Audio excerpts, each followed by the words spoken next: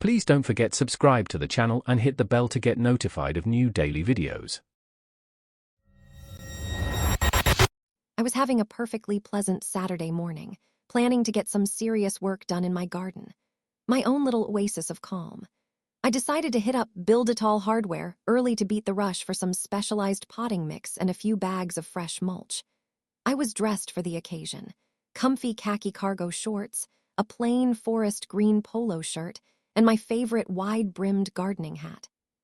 The polo was a darker shade of green, coincidentally, but totally different from the bright lime green vests or aprons the actual Build-A-Tall staff wore over their actual uniforms. No logo, no name tag, just my gardening garb. As I approached the main entrance, I noticed an older couple, probably in their late 60s or early 70s, struggling with a ridiculously heavy pallet of paving stones near their minivan. The gentleman, Steve, was trying to lift one end, his face red with strain, while Sadie, his wife, was looking around for help. I'm a pretty strong person, and I believe in helping out, so I offered a hand. "Need a lift with that?" I asked, already bending to assess the situation. They gratefully accepted, and together, we managed to get the last few stones loaded without anyone breaking a hip. We even shared a laugh about how heavy decorative items can be. Just as we were dusting off our hands, a sharp, imperious voice cut through the morning air. "Excuse me, are you quite finished socializing? I need some assistance over here." I turned to see a woman in her late 40s or early 50s, wearing a very structured, expensive-looking tracksuit, standing about 15 feet away. Her short, perfectly coiffed blonde hair looked like it could withstand a hurricane. She was pointing at a cart piled high with at least 6 enormous bags of premium organic garden soil and a couple of bags of cedar mulch, all teetering precariously. She clearly thought I worked there. "Oh, sorry," I started, a little taken aback. "I don't actually woe." She cut me off, her voice laced with impatience. "Don't you sorry me. You're already making me late. Just get these loaded into my truck. And for heaven's sake, be careful not to tear any of the bags." Steve and Sadie exchanged bewildered glances with me. I tried again, my voice firm but polite. "Ma'am, I truly don't work here. I'm just a shopper like you." I gestured to my plain polo, then to my gardening hat. Her eyes narrowed. "Don't lie to me. You're wearing green, aren't you? All the staff wear green. Now stop wasting my time and load my soil. I have an important appointment." As she said this, she stalked toward her gleaming black SUV, fumbling for her keys in her purse.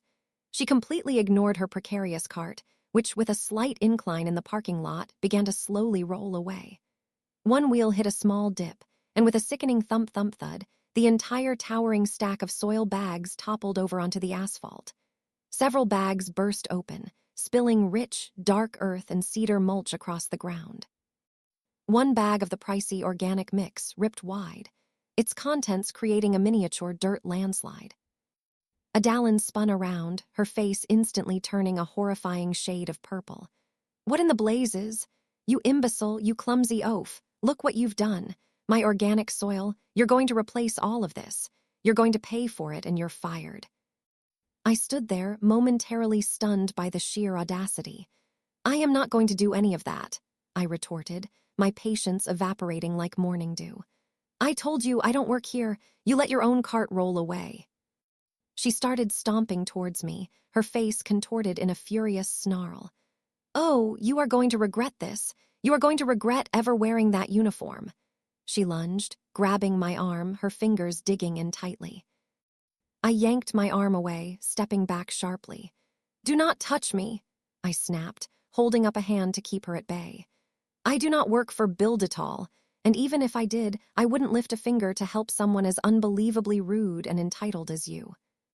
Adalyn stood frozen, her mouth agape, sputtering, clearly shocked that I dared to stand up to her. It was then that Cody, a young man with a bright orange Build-A-Tall apron, and Mr. Erickson, the store manager, a distinguished-looking man with a clipboard, came hurrying out, drawn by the commotion.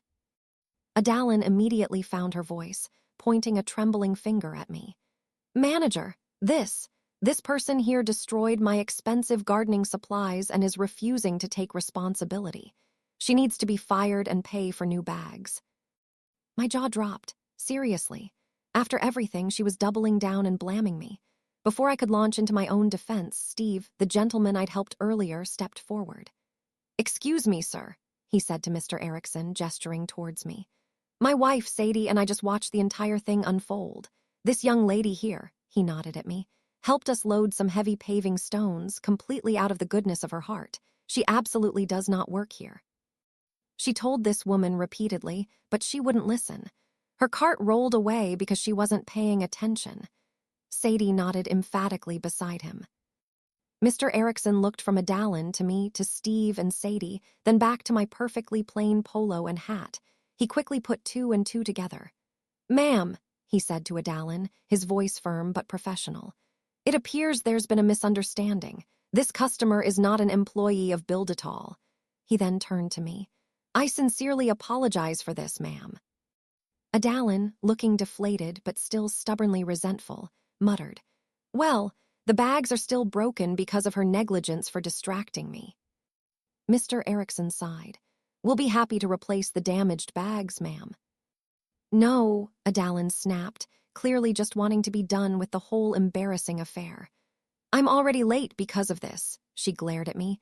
"Just get these loaded. I don't have time to wait for new ones." So Mr. Erickson and Cody, looking thoroughly exasperated, started carefully scooping the spilled soil back into the torn bags as best they could, and then loaded the whole mess into Adalyn's SUV. She got in without a word of thanks or apology, peeled out of the parking lot, and was gone. I was shaking my head, still replaying the absurd interaction, when Sadie, the older woman, gently touched my arm. "Thank you again for helping us, dear," she whispered, her eyes twinkling mischievously.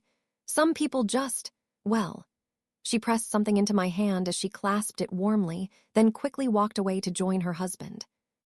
I felt a small, crinkly plastic bag. Curious, I waited until I was safely inside the store, and Adalyn's SUV was a distant memory. I pulled out the bag. Inside were about a dozen sturdy plastic garden stakes and a handful of specialized plant ties. I instantly recognized them. They were exactly the type that came bundled inside one of the high-end mulch bags Adalyn had been buying.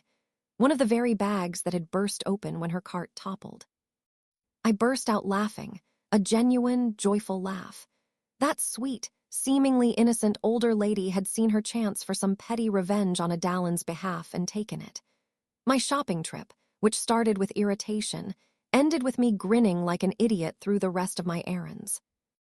Honestly, the sheer audacity of some people to assume they can order you around, combined with the pure genius of Sadie's silent act of rebellion, still makes me smile. What a bizarre morning at the hardware store.